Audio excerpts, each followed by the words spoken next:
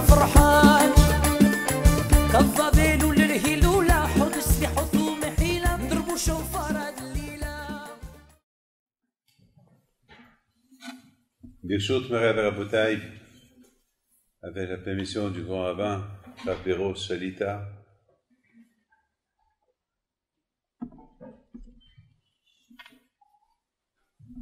et Rabbani présent, Rabbi Moshe Pinto, mon fils, Kaal Kadosh. Vous savez très bien que, comme qu'il a dit le Rav, ce soir c'est une journée un peu particulière parce que c'est Rosh Chodesh Nissan et c'est le mois des miracles. Et c'est le mois de tous les miracles de toute l'année, ils viennent. C'est comme un train qui tire derrière lui des wagons. Le mois de Nissan, c'est le premier mois de tous les mois de l'année. Et il va tirer derrière lui les 12 mois, les 11 mois suivants. Et ces 11 mois suivants, ils dépendent du mois de Nissan. C'est la raison pourquoi ce mois de Nissan, il s'appelle Rosh HaChodashim, la tête de tous les mois.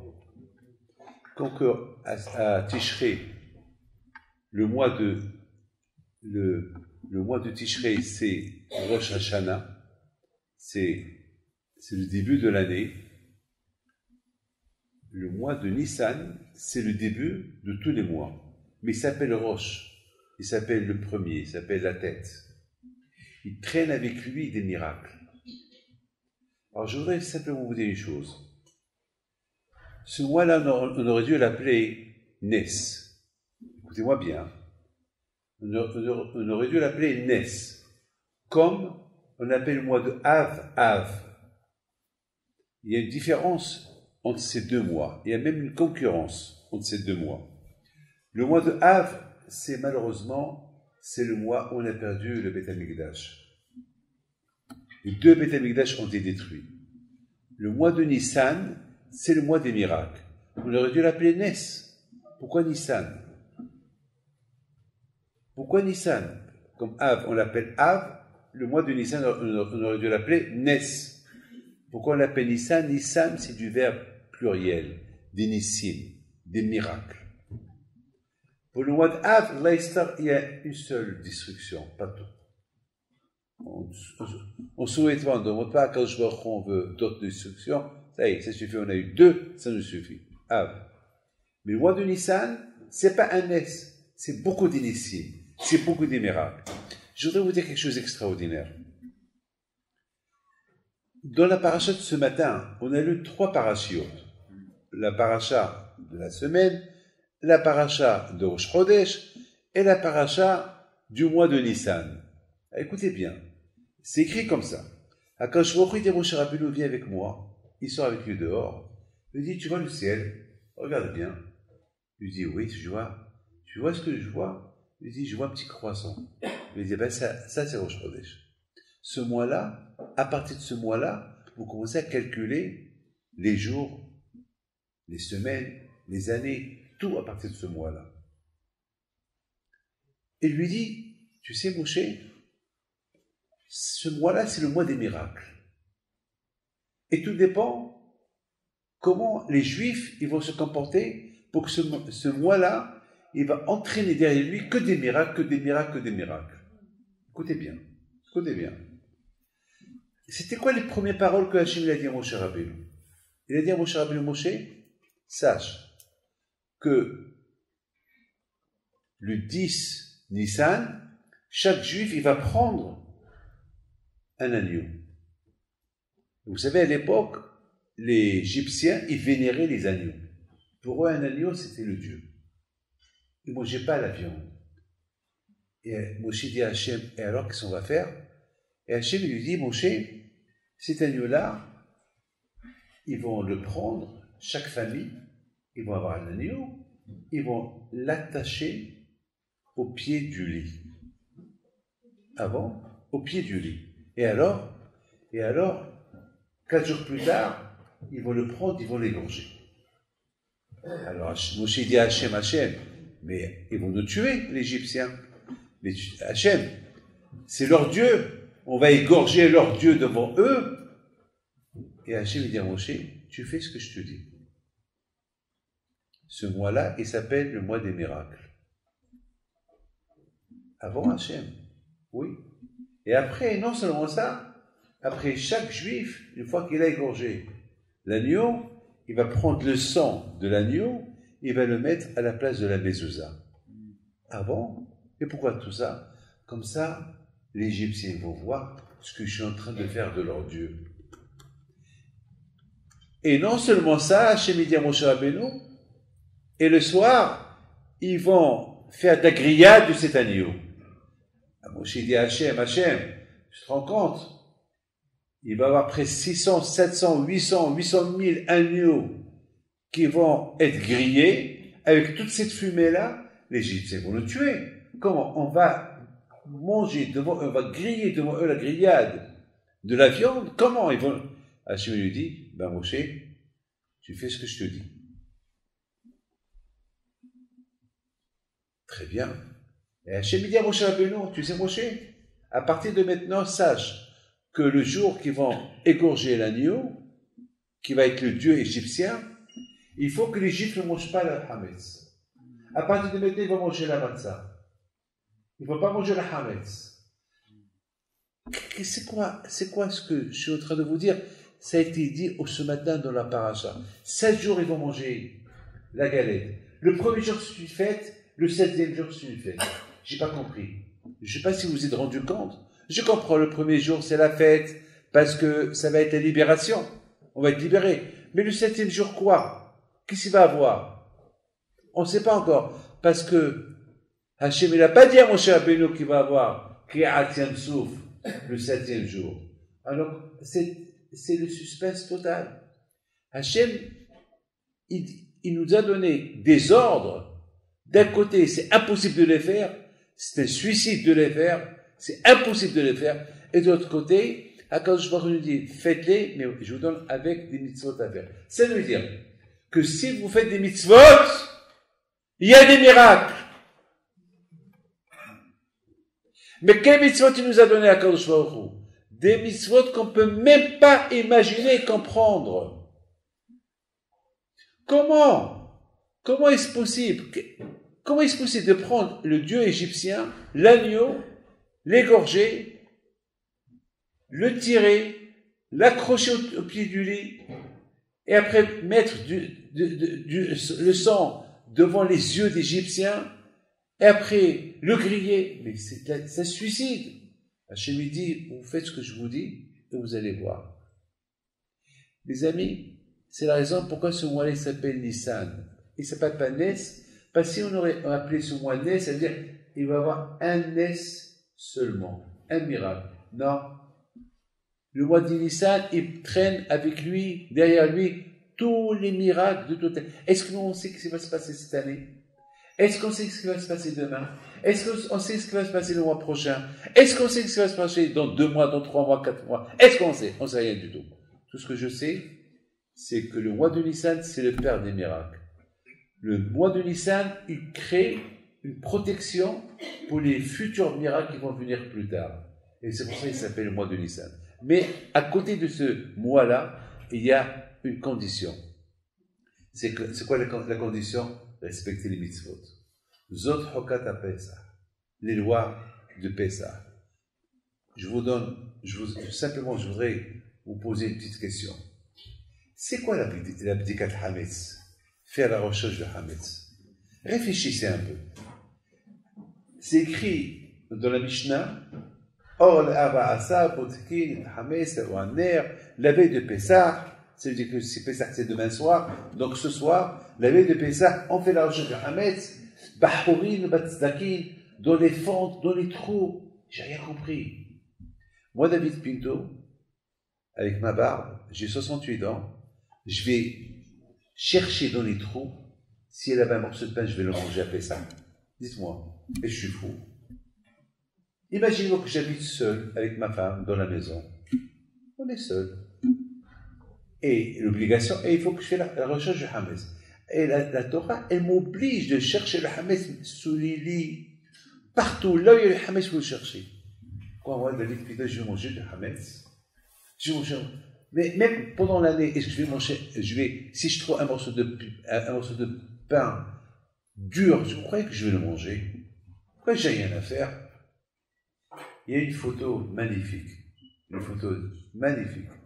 de Rabbi Eliashiv alav Shalom. Il avait 96 ans.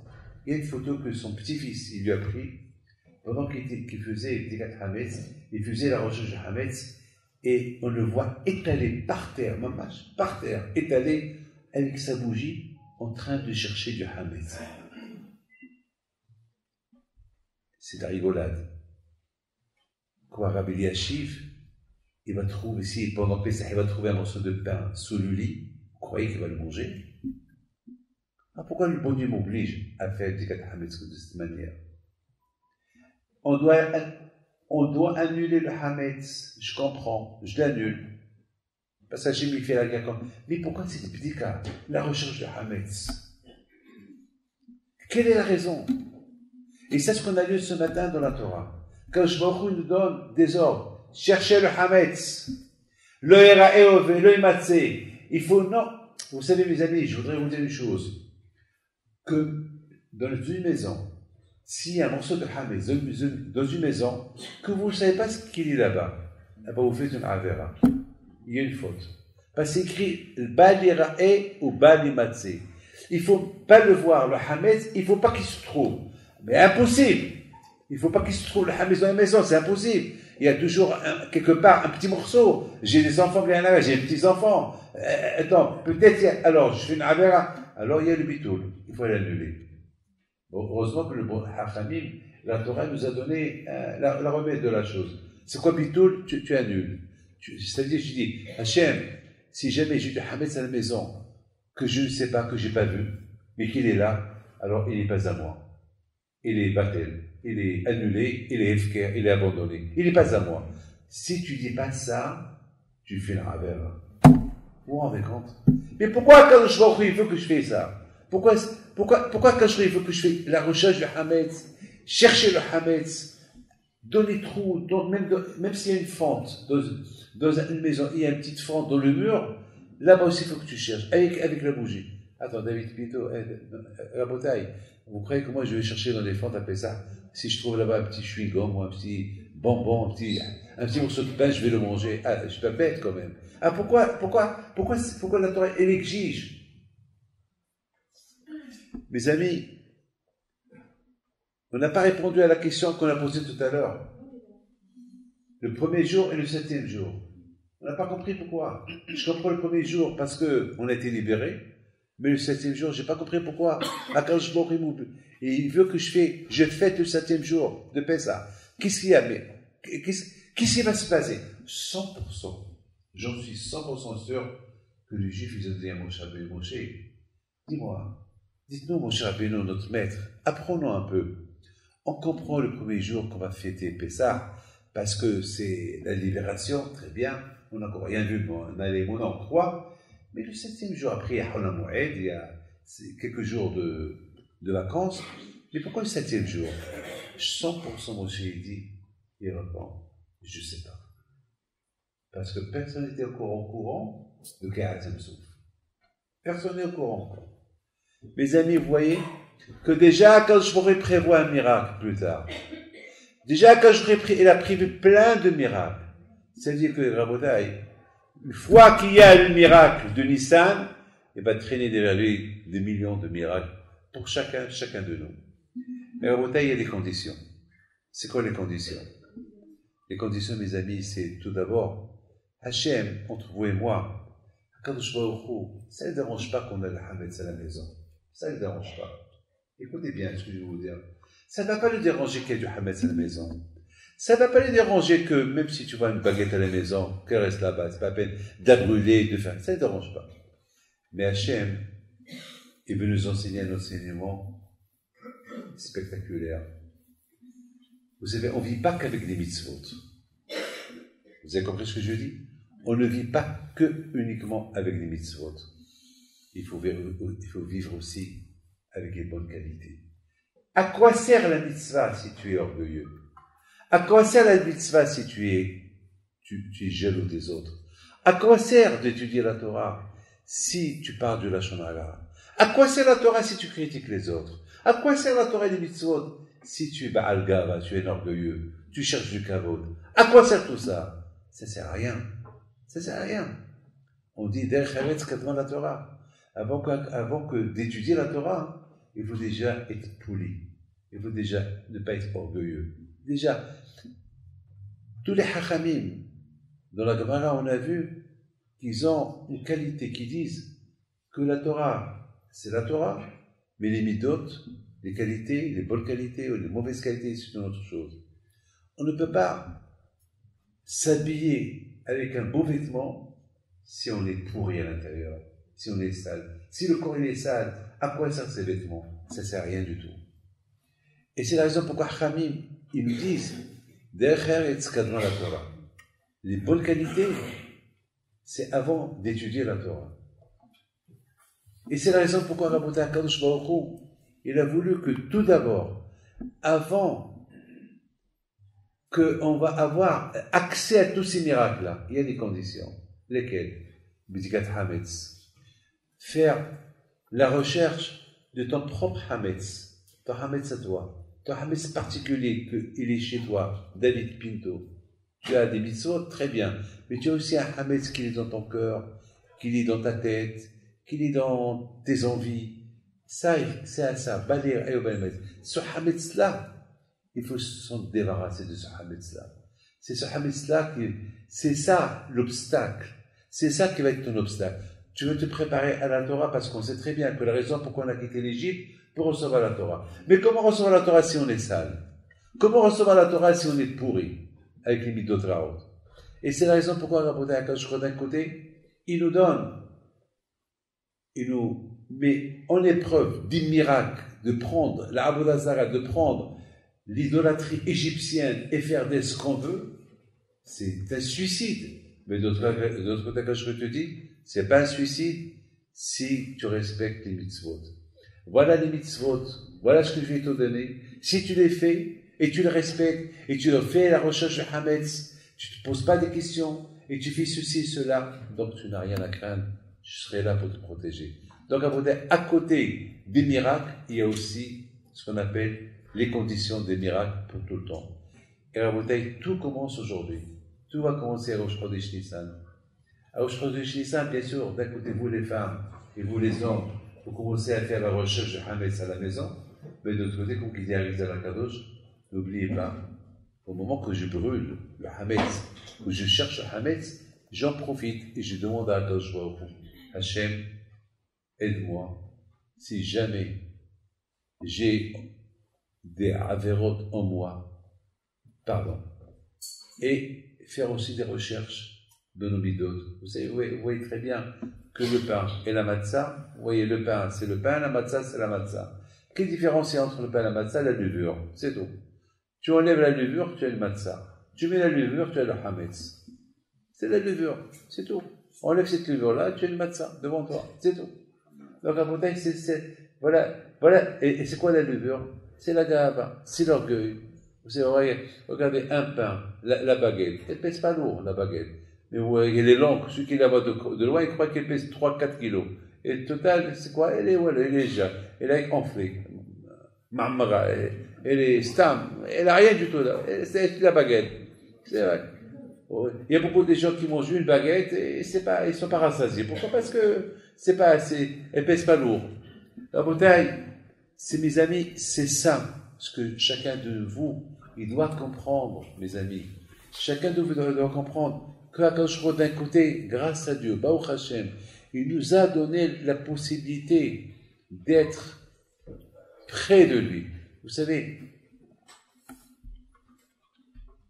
à Pessah, on dit qu'à Kippour, on est devant Akadosh Baruch Hu. Vous savez que Pessah, il est plus important que Kippour.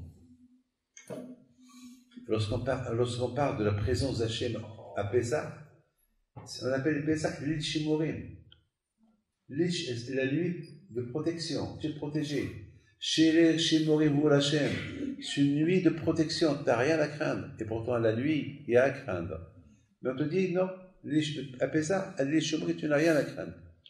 Mais pour que la Torah te donne cette parole-là, et te donne cette promesse, tu n'as rien à craindre, il y a des conditions à côté. Il y a des conditions à côté. Et si tu n'accomplis pas ces conditions-là, tu as un problème. Tu as un problème. Il y a des conditions à côté. Mes amis, le mois de Nissan, comme j'ai dit, c'est le mois qui traîne avec lui les miracles de toute l'année. C'est pour ça qu'il s'appelle Nissan. Il ne s'appelle pas Nes parce qu'il n'y a pas un seul miracle, il y a des miracles qui vont venir. Mais il y a une condition. La condition, elle est, comme je viens de dire, non seulement de se préparer, Nissan, il nous fait préparer Matan Torah, Nissan nous fait préparer le don de la Torah, parce qu'entre nous, il y a une raison pourquoi on a quitté l'Égypte. C'est pour recevoir la Torah. Vous croyez qu'un Hachem n'a rien à faire et qu'il nous libérer de l'Égypte et on fait ce qu'on veut? Non. Hachem, nous a donné, il y a toujours de conditions. Un couple, il se marie, c'est pour fonder un foyer. Lorsque je rentre quelque part pour acheter à manger, pourquoi? Parce que il y a toujours des raisons pourquoi je suis rentré dans un supermarché, c'est pour acheter à manger. À chaque chose, il y a une raison. Et la libération de l'Égypte, vous imaginez quoi, quand je me retrouve, il te libère des mains de Paro pour être maintenant entre ses mains.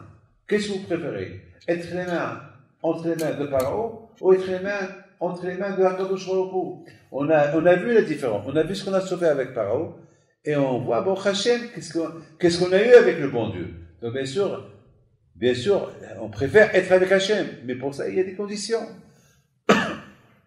Vous savez, Rabotai, dans la Haggadah, on dit, je voudrais que chacun écoute ça. Hayav Adam le'ha'ot et atzmo ki'ilu hu yatsa mi'Misraïm. Il y a une obligation que chacun de nous, il doit sentir qu'il a quitté l'Égypte. Le Gaon de Vilna, il dit que lorsque la Torah dit Hayav, c'est une obligation de sentir que tu as quitté l'Égypte, il dit Sahiyuf de Ret, ça veut dire que la Torah est oblige de sentir que tu as quitté l'Égypte. C'est dur, hein, entre nous, c'est très dur. Attends, moi je ne connais pas l'Égypte. Chaque année je pose cette question. Je connais Israël, je connais l'Argentine, je connais le Mexique, je connais la France, j'étais en Angleterre, j'étais à la Réunion, je connais la Guadeloupe, je connais plus ou moins un peu l'Europe, mais je connais l'Amérique. Mais l'Égypte, j'ai jamais été. Je connais le Maroc. Mais l'Égypte, j'ai jamais été en Égypte, je ne connais pas. Et surtout, j'ai jamais été esclave. Je ne sais même pas ce qu'est l'esclavage. Baruch Hashem, on est tous, grâce à Dieu, on n'a jamais été esclave. Hein. On est, Baruch Hashem, bon, on a des problèmes de parnassa, on travaille pour gagner de l'argent, mais on n'est pas esclave. Baruch Hashem, on a une maison, on a une famille, on a des enfants. Baruch Hashem, il y a la sécurité sociale, on a tout. Donc, mes amis, c'est quoi on me dit, il faut, David, il faut que, et je me rappelle mon père à la Shalom au Maroc, jamais j'oublierai, lorsqu'il tournait autour de la table, il faisait Bébélo Yatsanu et je me rappelle, c'est ce que je fais maintenant à mes enfants, et c'est ce que mes enfants ils vont faire à leurs enfants. Et je me rappelle, mon père à la Shalom, il disait Bébélo, et il parlait en arabe. Comme ça, on a quitté l'Égypte, Bzerba, Bibilo, ça dit Bzerba, vite, Bibilo, on n'avait pas le temps, on nous a obligés. Et mon père, il me disait à mes frères, Martanas Tort, il ne nous a pas donné le temps pour rester encore plus, il nous a dit vite. Très bien. Ça, c'est ce que mon père, il nous a appris. Mais moi, je ne connais pas. Il me parle du passé. Alors, on dit dans la Gada, il faut parler. Très bien, alors, je parle de l'Égypte. Je vais parler toute la nuit de l'Égypte. Très bien. Je vais parler de tous les miracles qu'il a fait en Égypte. Très bien. Mais attends, je n'ai pas compris. Mais comme me dit David, imagine que toi aussi, c'est pas imaginer, Zamak, on te dit, non, tu dois avoir un sentiment que tu es en Égypte, tu as travaillé. C'est impossible. C'est-à-dire que vous voulez que ce qu'on appelle, je vais simplement faire du semblant. Voilà, faire du semblant. Comme vous savez, je me rappelle, lorsque j'étais à l'Yeshiva, il y avait une famille ashkénaze qui j'étais, et ils ont pris comme un sac sur leur dos, et ils ont dit comme ça, comme ça on a quitté l'Égypte. On avait les galettes sur les épaules, comme ça. Et Bémet, c'est ce que la Torah Bémet dit. La Torah dit que Hachem dit à Moshe, dit à tout le monde que lorsqu'ils sortent de l'Égypte, il faut qu'ils mettent dans les sacs les galettes de Pessah, et comme ça.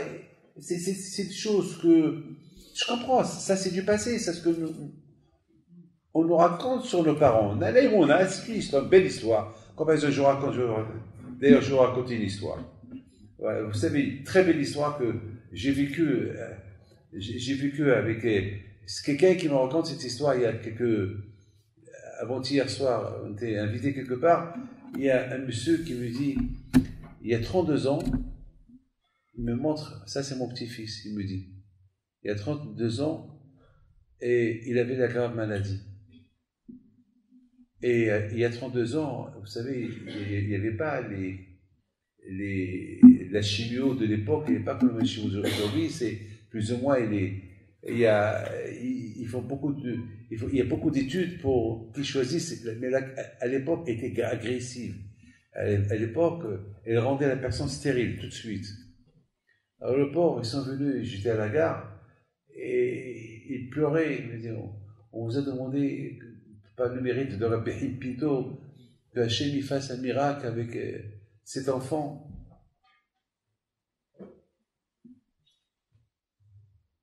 Et on vous a même demandé que non seulement un miracle, mais qu'il se marie, qu'il aura des enfants, et qu'il soit chirurgien.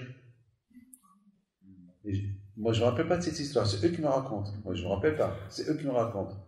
Parce que des histoires comme ça, vous savez, je n'ai vu des milliards d'histoires de ma vie, je ne peux pas me rappeler, c'est eux. Et tout ce que je peux vous dire, lorsqu'il a dit la gare de Lyon, j'ai confirmé, parce que j'étais, à l'époque, je faisais les allers entre Paris, Lyon, Paris, et donc j'ai compris.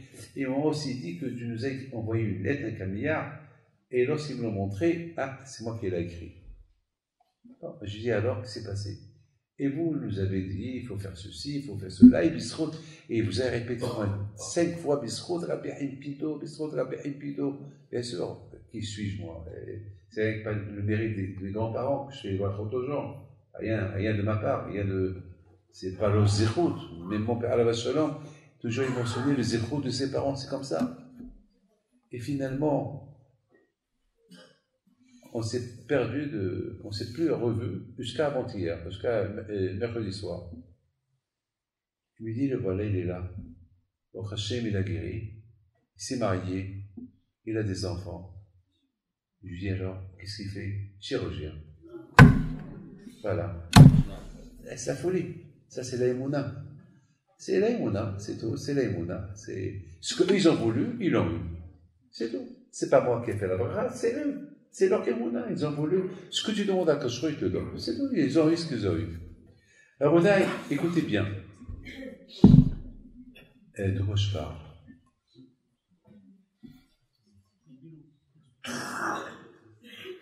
De quoi?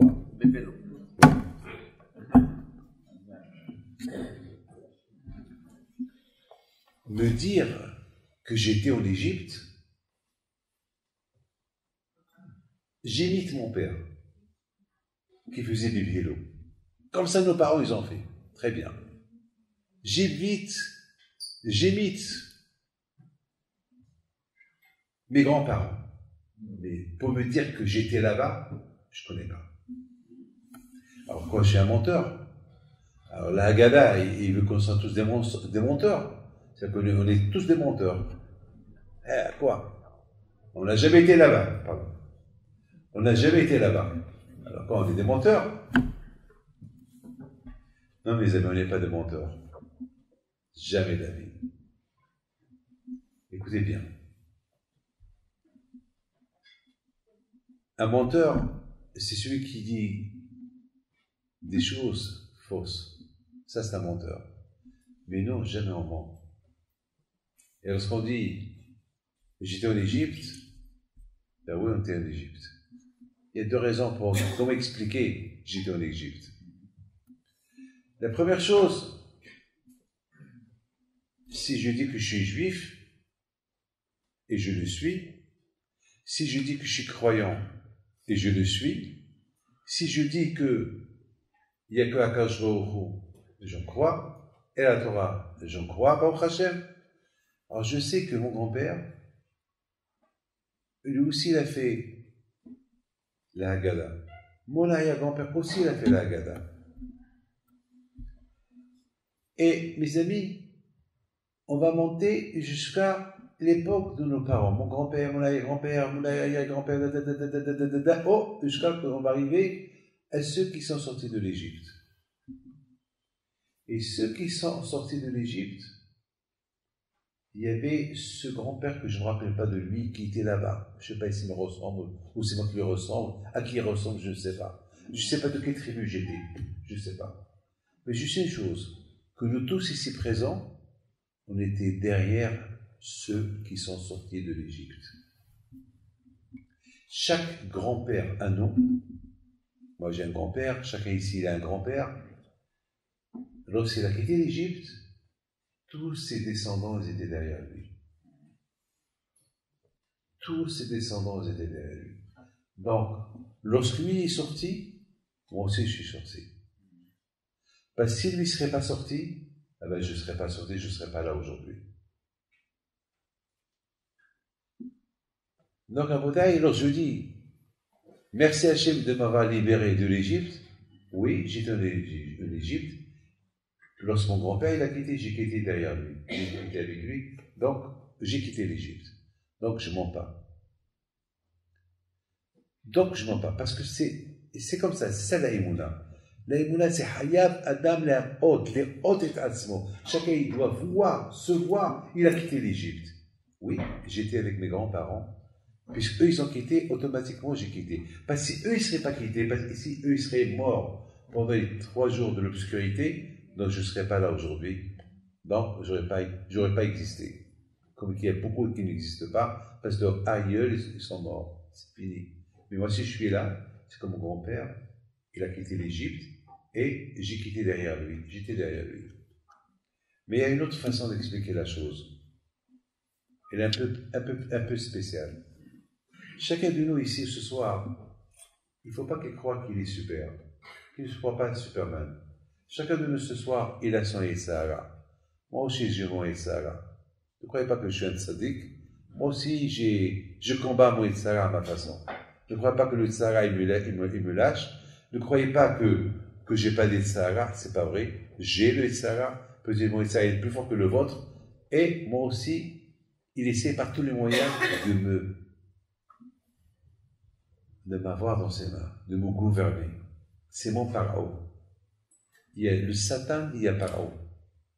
Chacun de nous, Rabotaï, il est dirigé, il est guidé. Il veut le guider, le Sahara. Alors, Rabotaï, Mitzrayim, la sortie de l'Égypte, c'est quoi? La sortie de l'Égypte, sortir des mains du Satan. Sortir des mains du Yetzirah. Ce Yetzirah-là qui est Mitzrayim, qui me prend en otage dans ses mains. Voilà, on me voit bien. Hein. Voilà, ceux qui me voient, ils voient une barbe, ils voient une barbe blanche, c'est Rabbi David Pinto. Mais ils ne savent pas que ce Rabbi David Pinto, il a un grand Yetzirah. Et il doit se battre contre ce Yetzirah, contre ce Pharaon-là, qui veut l'avoir dans ses mains.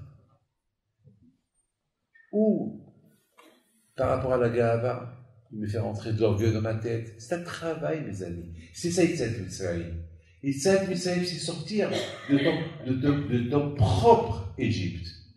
Te libérer de ton propre Pharaon qui veut te gouverner, qui s'appelle Yitzhak. C'est ça, Yitzhak Mitzrayim. Donc, mes amis, ça, ce qu'on dit avec ça.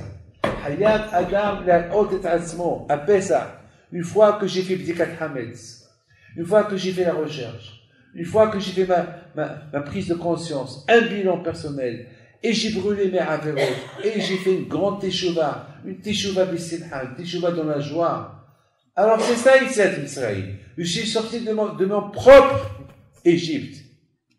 De mon propre Égypte. Vous savez, lorsque quelqu'un a des problèmes, il est noyé dans ses problèmes. Beaucoup de fois, on voit des gens, ils sont perdus. Qu'est-ce que tu as? J'ai des problèmes. Ce matin, j'ai lu quelque chose de magnifique ce matin. Quelque chose de beau. Il dit, Vayomer Hashem, Vayomer Elohim, Yeor, Vayeor. Qu'est-ce que cela veut dire? J'ai vu dans un livre ce matin, cet après-midi peut-être, que lorsqu'un homme, il tombe dans le piège de désespoir, il voit tout noir. Alors qu'est-ce qu'il va faire? Vayomer Elohim, il va dire, Hashem, Yeor, donne-moi un peu de lumière. Vayeor, et Hashem va t'envoyer la lumière. Il faut prier. Il faut prier. Beaucoup de fois, le Sahara est très fort. Il veut vraiment nous massacrer au niveau spirituel. Il faut prier à Kadosh Baruch Hu, Hashem, Elohim.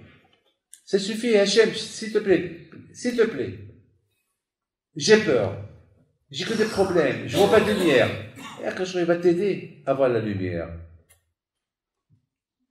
Il va t'aider à voir plus clair. Au niveau spirituel, au matériel. Et c'est ça la bataille, Pessah. Moi, mes amis, cette année, si Dieu veut, comment je vais me sentir que j'ai quitté l'Égypte? Eh bien, comme je vous ai dit, ou bien je vais me voir dans ma tête, j'étais derrière mon grand-père, mon arrière-grand-père. Lorsqu'il a quitté, j'étais derrière lui.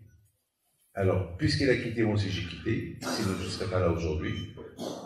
Ou cette manière-là, donc je vais acquitter la mitzvah, ou bien je vais bien travailler, lorsque je vais brûler le Hametz, je vais bien travailler, lorsque je vais lire la Haggadah, que je vais sortir de mon Égypte. Je vais me débarrasser, me libérer de mon Sahara, qui s'appelle Pharaon, qui s'appelle l'Égypte. Et puis je vais dire, après ça, je vais me sentir super, je vais me sentir très bien. Les amis, je voudrais simplement vous dire quelque chose, ça ne va pas vous plaire, mais je ne sais pas. Mais je le dirai, je n'ai pas peur de le dire. Je n'ai pas peur. Je n'ai jamais eu peur de dire des choses vraies. Je n'ai pas compris, mes amis, aujourd'hui, il y a des gens que Pessah, pour eux, ça devient, je m'excuse, je ne veux pas enfoncer personne, et peut-être que vous n'êtes pas le cas, et rien du tout, mais simplement, c'est la Torah. Je ne sais pas, ces derniers temps, j'ai osé le dire, dans beaucoup des endroits, et ça donne à réfléchir. C'est quoi Pessah? Pessah, c'est l'aïmouna. Pessah, comme je vais nous expliquer, prise de conscience. Pessah, c'est la teshuva. La fête de Pessah, c'est pas avec une fête de famille, c'est pas une fête stam pour boire et manger et dormir. Pessah, c'est se libérer des midot. Pessah, c'est se préparer pour Matan Torah, pour recevoir la Torah. Pessah, c'est aussi pour les miracles. Nissan, c'est le père des miracles. Nissan, c'est là où ils ont débuté, commencé les miracles, et on te promet que ces miracles-là, c'est Nissan. Ils vont mettre au monde des milliards de miracles pour toute la vie, très bien. Mais il y a des conditions. Sois propre le mois de Nissan. Sois bien le mois de Nissan. Nissan, il est plus important que Kippour, parce qu'à Nissan, c'est surtout la première nuit de Pessah, c'est l'El Shimorim, c'est la veille de protection. Alors que Kippour, il n'y a aucune protection à Kippour. À Kippour, on ne te dit pas l'El Shimorim. Kippour, on te dit fais teshuva et fais attention. Mais là, tout le monde, même les Shahim, ils sont protégés cette nuit-là. Donc, Pessah, Pessah, c'est la première fête de toutes les fêtes. Le Shabbat Agadol, on l'appelle Shabbat Agadol parce que c'est le premier Shabbat que tous les Juifs ont bien respecté. Ils ont vu des miracles, Shabbat Agadol. Alors, Rabotai, Pessah, il a beaucoup de signification. Alors, il y a quelques jours, j'ai reçu une dame, et simplement, j'ai posé la question, où vous allez être à Pessah? Curiosité, mais aussi piquer. J'aime piquer les gens pour les réveiller un peu. Alors, elle me dit, Pessah, c'est en famille, des amis. Très bien, et où? Ben, Elle a réfléchi, me dire ou ne pas me dire. Elle me dit, bon, on va à Miami. Ah, à l'hôtel?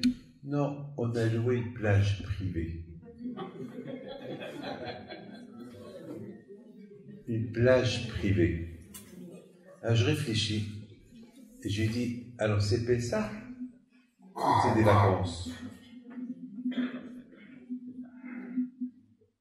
Et là-bas où vous allez être, il y a à manger, il y a du kasher. On va prendre. Comment vous allez prendre? Comment vous allez faire?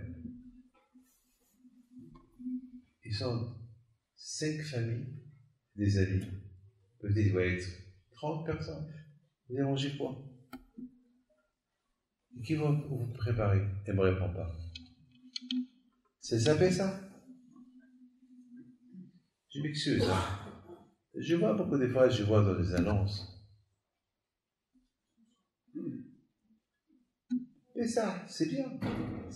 On peut aller à Pessah, on peut aller là où on veut. Mais au moins sentir Pessah. Aujourd'hui, ça devient Pessah, la fête des vacances. C'est mois de juillet, c'est mois d'août. Je ne dis pas ne pas y aller, tu peux y aller.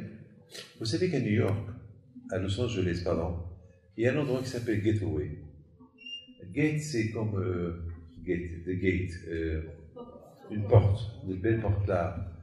Et Way, c'est comme il y a là-bas un chemin. Cette association, elle s'appelle Gateway. Et elle réunit presque 3 000, 4 000, 5 000 personnes. Mais 5 000 personnes fêtaient la fête de Pessah ensemble. Il y a des rabbinim, il n'y a que de la Torah. Ça, c'est Pessah. Ça, c'est Pessah. Ils étudient. Ils se reposent aussi. Il y a des excursions aussi. Il y a là-bas, c'est pas loin, il y a là-bas des canyons, il y a là-bas des endroits magnifiques à visiter. Mais au moins, il y a Pessah. Mais Pessah sans Pessah, c'est pas Pessah. Attends, je m'excuse, je veux pas, ceux qui partent, je veux pas dire des villes en Espagne, ou je sais pas, ou en Israël, ou au Portugal, ou n'importe quoi.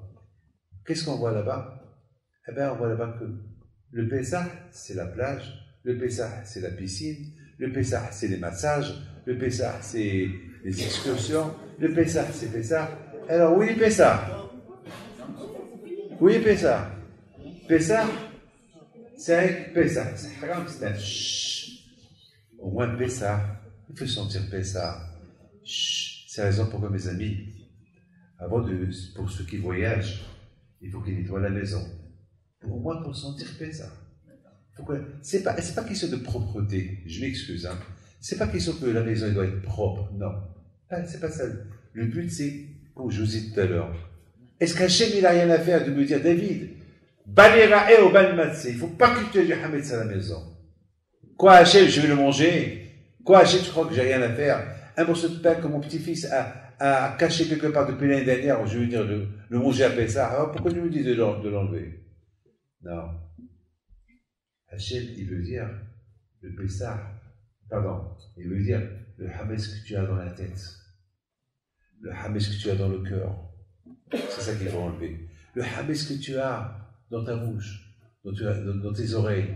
Alors, automatiquement, en faisant la recherche du hametz à la maison, alors je pense à ça aussi. Donc, c'est une manière, la recherche du hametz, c'est une manière comment moi je dois faire mon propre recherche à moi, sur moi-même, pour que je sorte de mon propre Mitzraïm, pour que je sorte de mon propre Égypte où j'en suis. Je baigne donc, je me noie dans mon Égypte. Sors là-bas, je t'aiderai. Comment tu vas m'aider, Hachem? Tu veux que je t'aide? On cherche le hametz à la maison, en cherchant que tu penses, et moi je t'aide. C'est ça la beauté de Pessah. Pessah, bien sûr, c'est des vacances. Moi aussi, tout le temps avec ma famille, on passe Pessah à gauche et à droite. Mais on fait Pessah. Il y a la Torah. On fait Pessah. On a nettoyé la maison. On fait Pessah. On a fait la tzedaka. On a aidé les autres. C'est ça Pessah. C'est ça le but de Pessah. Pessah, c'est pas simple comme ça, faire ce que tu veux. Et voilà, et tu oublies le écart de Pessah. Je m'excuse. Si on continue à faire Pessah comme ça, j'ai peur qu'on va oublier Pessah. le Pessah, il va s'oublier. Non, il ne faut pas. Le Pessah, je ne veux pas critiquer, rien du tout. Mais c'est très important que même ces rabbins qui sont dans ces groupes-là, il faut qu'ils apprennent que Pessah, c'est Pessah. Pessah, c'est la fête de Pessah, il faut la faire. Parce que Pessah, c'est la préparation de Matan Torah. Dommage de perdre l'idée des miracles de Nissan. Parce que les miracles de Nissan, pour les avoir pendant toute l'année, il faut, mes amis, il y a des conditions. Et c'est par exemple pourquoi ce matin dans la Torah, on a lu quelque chose de magnifique. Hachem, il nous donne le mois de Nissan comme mois de miracle, et après il nous dit interdit de faire ça, ne pas manger le pain, et après il nous dit premier jour la fête, septième jour la fête encore, après il nous dit quoi? Il nous dit prenez l'agneau pascal, l'agneau de Pessah, n'ayez pas peur. Ah, mais c'est suicide. Non, c'est pas un suicide. Si tu suis les règles de la Torah, n'aie pas peur, je suis avec toi. Vous savez, mes amis, et pour terminer avec ça, je vous raconte une belle histoire. C'est une histoire que j'ai lue dans un livre. Il y avait l'élève de l'élève du Gaon de Vilna. Il devait partir en Israël, de la Pologne, je sais pas, de la Pologne, de la Russie, je ne sais pas d'où. Et lorsque le bateau était avec sa fille et son fils, et lorsque le bateau, il rentre, il approche le port, je ne sais pas quel port, Ouako, Yafo, je ne sais pas où, alors il a touché un rocher et le bateau a commencé à couler. C'était un grand coup et il a commencé à couler. Ceux qui savent nager, ils ont eu la vie sauve, et ceux qui ne savent pas nager, ils sont morts. Et ce rabbin-là, il y avait son fils et sa fille. Sa fille était un peu, la pauvre était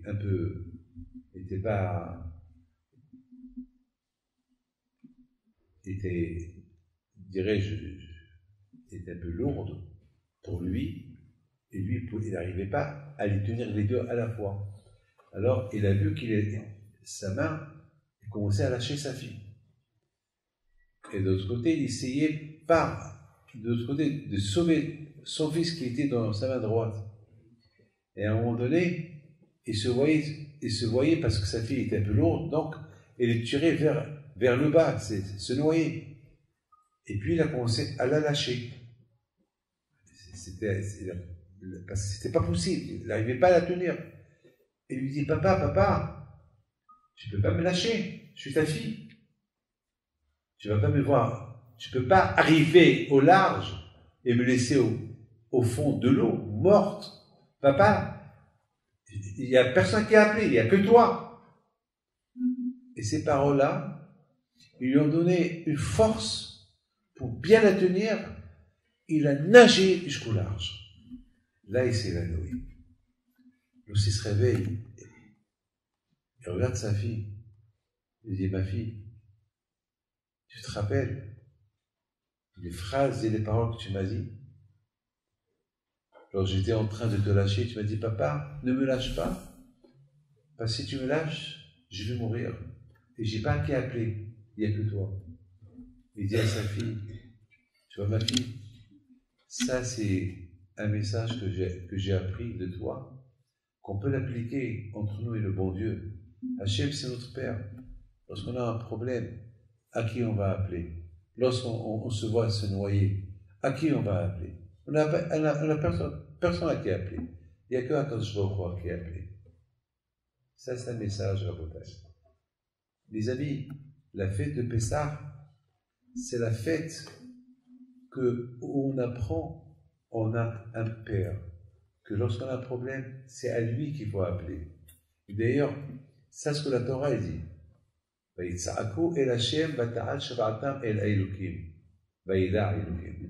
Lorsque les Juifs en Égypte, ils avaient des problèmes, ils ont vu qu'ils souffraient en Égypte après quelques centaines d'années de souffrance, ils ont commencé à appeler le bon Dieu. Je vous pose une question. Jusqu'à maintenant, ils n'ont pas appelé Akadosh Baruch Hu. C'est maintenant qu'ils ont appelé Akadosh Baruch Hu. Attends, je ne comprends pas. Ils étaient là-bas 400 ans ou 210 ans. Ils n'ont pas appelé Hachem pendant ces 210 ans. C'est maintenant qu'ils appellent le bon Dieu. C'est maintenant qu'ils sont appelés du bon Dieu. Mes amis, la réponse est la suivante. Chacun, il appelle le bon Dieu. Mais chacun, il a une façon comment appeler le bon Dieu. Mes amis, il se peut que chacun, il appelé le bon Dieu pour sa propre liberté, pour sa propre libération. Là, quand je crois, il n'a pas écouté. Mais lorsque tout le monde, toi, en Israël, en communauté, tous ensemble, ils ont crié, prié à Kadosh Baruch Hu, Vata'al Shabbatam Elokim. Et là, c'est la prière de Kadosh Baruch Hu.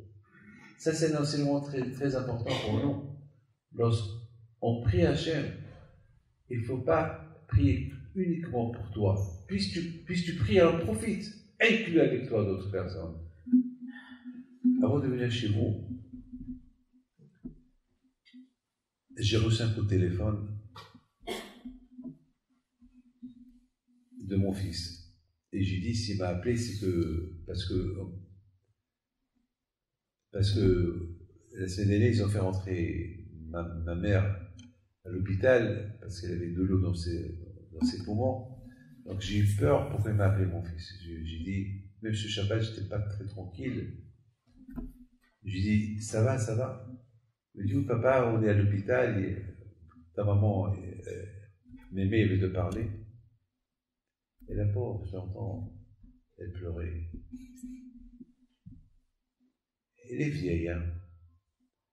Et bien sûr, la peur, à cet âge-là, lorsqu'on est à l'hôpital, on a peur. Eux-mêmes, ils ont peur. Alors, elle lui dit, mon fils, David, prie pour moi. Et à un moment donné, j'ai dit à Willy, bon, elle m'a découragé. Je n'allais pas venir. J'ai appelé William. Marcel, je dis, William, je ne peux pas venir. J'ai appelé Rabéros. Je lui dis, j'ai pas la tête. J'ai pas la tête. Parce que j'ai pas la tête. Je ne peux pas parler. Alors, il me dit, bon, allez, au revoir. Et j'ai même parlé avec M. Soussan. C'est pas qui vient avec moi, qui ne touche pas à la caméra. C'est lui qui est venu pour filmer le show, pas fait de venir. Et voilà ma femme qui m'appelle. Elle m'a dit, quoi, tu as vu le show? Je dis oui. Mais tu es fou. Comment tu as vu le show? Je dis, à cause de maman, et je ne peux pas. Puis justement, maintenant que ta mère elle est malade, c'est là qu'il faut prier, c'est là qu'il faut donner un cours de Torah pour sa santé. Et en plus, il me dit, alors tu inclus les malades, ceux qui sont malades. Et annuler un cours de Torah parce que ta mère elle est malade? Non. Et puis je dois la parole d'honneur. Je lui dis, mais tu sais, il neige. Il dit, attends, il neige. Alors aussi, il neige. Il m'a dit, David, comment? Tu es obligé, il faut que tu vas. Par la bouteille, c'est ça, Am Israël. Am Israël, c'est que chacun de nous, c'est ça fait ça. Chacun de nous doit encourager. Parce que nous, c'est pour beaucoup de fois, ça arrive qu'on est un peu down, on est un peu au niveau moral, on n'a pas le moral. Maman est malade, quand je vais parler. J'ai une bonne excuse. Mais est-ce que ce n'est pas l'excuse du Sahara pour ne pas donner un cours de Torah? Alors, heureusement qu'il y a eu quelqu'un qui m'a réveillé. Parce que ceux qui étaient autour de moi, ils avaient honte de me dire, de me donner de la morale. Il n'y a que celle ma femme, qui va me donner de la morale pour me réveiller. Donc, à Bouteille, c'est ça, Pessah. Pessah, au moment où Israël, Pessah, c'est la fête. Al-Ahmarania, Dernov, Adana, on parle en Belashon Rabim, Rabim, non? On parle du verbe pluriel, nous, Vihisha Amda la beauté, nous, Vela, nous. On parle en pluriel, Et toute la prière, c'est tous ensemble qui donnent des éloges à Hachem. Et Akadosh Baruch Hu dit aux Malachim, allez-y voir ce qui se passe, qu'est-ce qu'ils font. Et les Malachim, ils descendent ici, ils nous voient en train de chanter, en train de faire le seder, on a aidé beaucoup de pauvres avant Pessah. Et ils remontent chez Hachem, il y a une grande, Kadosh, il dit, il y a une grande joie au ciel lorsqu'ils sont en train de nous voir heureux, en train de donner des éloges à Kadosh Baruch Hu. Et surtout, lorsqu'on dit Hayab Adam le'achot et atzmo kilul, lorsque chacun confirme, ça y est, j'étais en Égypte, j'ai quitté l'Égypte. Ah bon? Oui, je suis sorti de mon propre Égypte, ça y est, je suis libéré des mauvaises qualités de moi, ça y est, je suis un autre. Waouh, super. Donc je suis prêt à recevoir la Torah maintenant. Ah, Hazak, quoi d'autre? Oui, même en Égypte, j'étais derrière mes grands-parents. La preuve que je suis là, si je n'étais pas là, c'est qu'eux aussi, ils n'étaient pas là. Si eux, si moi je suis là, c'est qu'eux aussi, donc j'étais derrière eux. Donc voilà, de deux façons comment voir comment on a quitté l'Égypte. Mais avec tout cela, il y a des conditions. Il y a des conditions.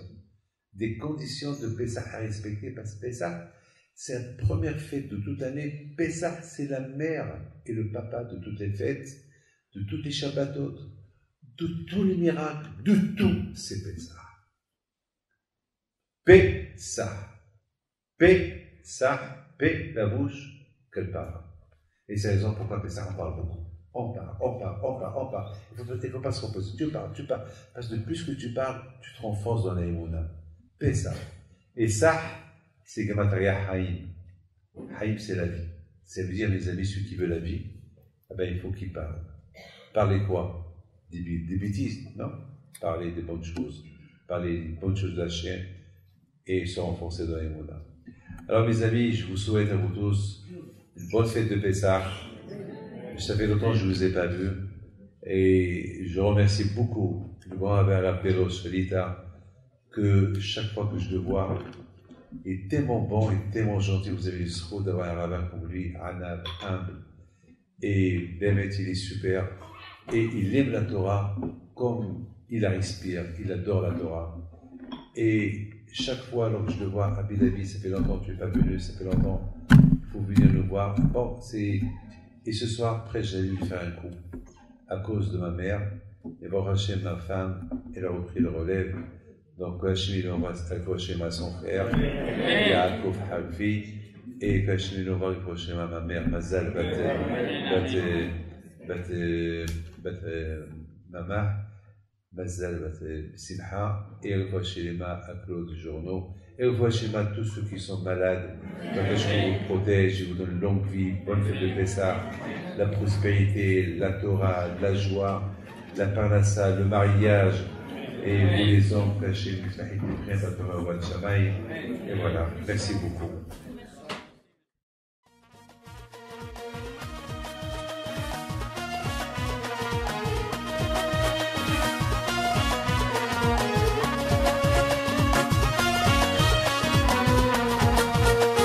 نوضو يا ناس غرتو على ربيع حايم بنتو وقف لنا زيخو